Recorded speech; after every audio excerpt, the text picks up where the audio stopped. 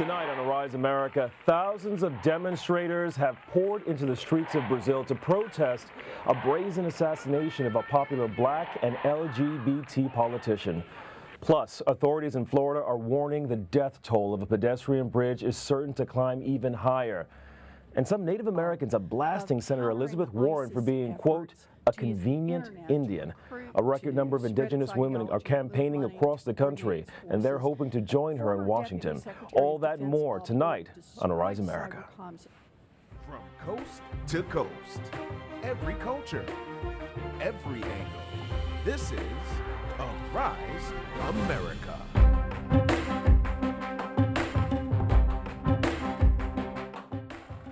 2, 1.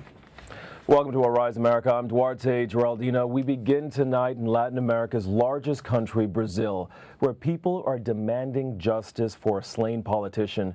The murder of Marielle Franco has drawn thousands of people out onto the streets of Rio. Crying onlookers screamed and chanted as the coffins of Franco and her driver were brought to the city municipal building. Franco was elected to the city council in 2016 in a landslide election. Now, the 38-year-old was shot in the head 4 times late Wednesday night.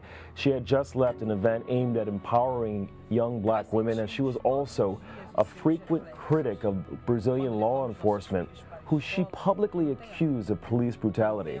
President Michel Temer tried to ease his tense nation, calling the assassinations, quote, an attack against democracy.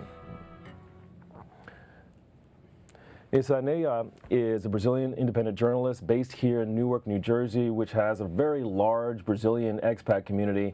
Welcome. I want to make sure I'm pronouncing your name correctly, and I speak Spanish, not Portuguese. So, it's okay. Thank you. So, given the political climate in Brazil right now, I imagine, obviously, that this assassination was shocking, but are you surprised? Well, it's shocking, but not surprised as well. Because as the world knows, Brazil right now, it's under a lot of political criminal. Marielle, she was 38 years old, and she raised her voice against the discrimination about the young ladies, the black young ladies. She born at the favela, da Maré, in Brazil.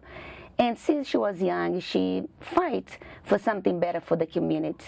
So before she was assassinated, she was talking about those better things to the young ladies, black ladies. So she was trying to encourage them to stand up for their rights as well. Exactly, to fight against the discrimination and put the level between them the same. Because until today, Brazil have a lot of issues against the black women, the black men, and things like that. What kind of issues do they have against black people in Brazil that she was standing up to fight for? Yes. Opportunity to be at a school, the good school, opportunity to get a nice job, opportunity to get the family, they raise the family as the other normal families. So she was very popular there because of this. And it's interesting because a day before she was assassinated, she talking about the young man, not black man, but a young man from the community was brutally assassinated from the police for no reason. So she occupied a lot of roles. She was a black woman who very candidly declared her blackness in Brazil. She was also a gay woman. But do you think she was assassinated for being parts of those groups or for doing something else? Why do you think she may have been targeted? Well, I think she was assassinated because she raised her voice against the police and show the community and show the people in Brazil how the police is acting in Brazil right now.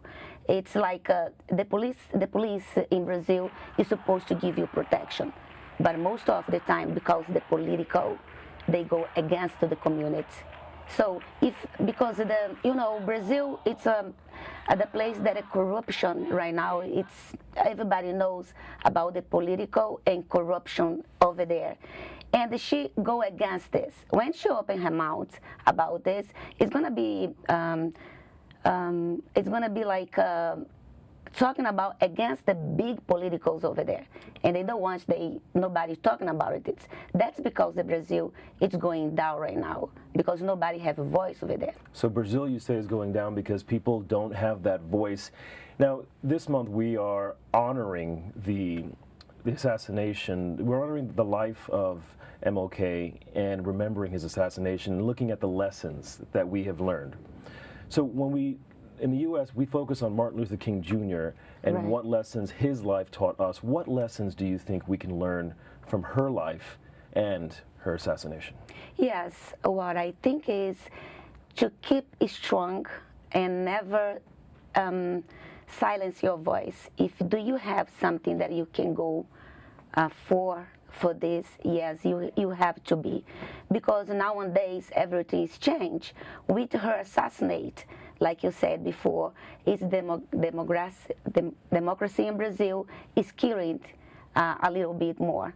But for sure, because of this, and she's a strong woman and made a lot of things from Brazil to make a better lives in Brazil, especially in her community, that is not going to be impugned. They're going to find people, her, and I'm not going to be surprised if this is come from some, she was killing because she was talking about the problem that they have in Brazil right now, especially in Rio de Janeiro. Thank you so much, Nilcineia Thank you. Fernandes. You're excellent.